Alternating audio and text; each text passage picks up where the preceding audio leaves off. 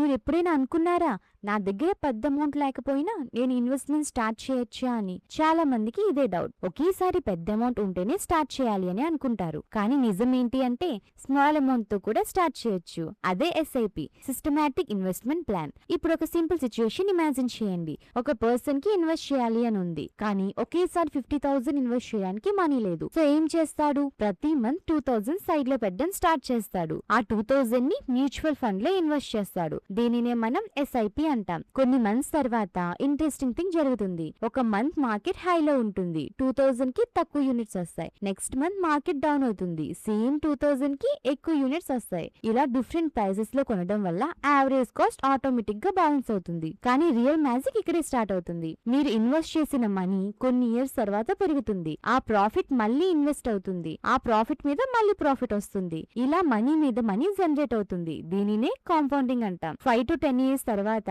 2,000 తో స్టార్ట్ చేసిన ఇన్వెస్ట్మెంట్ పెద్ద అమౌంట్ గా మారుతుంది. సింపుల్ గా గుర్తుపెట్టుకోండి, స్మాల్ అమౌంట్ తో స్టార్ట్ చేయొచ్చు. రెగ్యులర్ గా ఇన్వెస్ట్ చేయాలి, టైం ఇవ్వాలి. సో ఫైనల్ గా బిగ్ మనీ కాదు, consistency and patience real secret. ఈ వీడియో కనుక మీకు నచ్చినట్లయితే like and subscribe to marketers Telugu. నేను సెబీ అడ్వైజర్ ని కాదు. ఈ వీడియో కేవలం ఎడ్యుకేషన్ పర్పస్ కోసం మాత్రమే. Thank you for watching.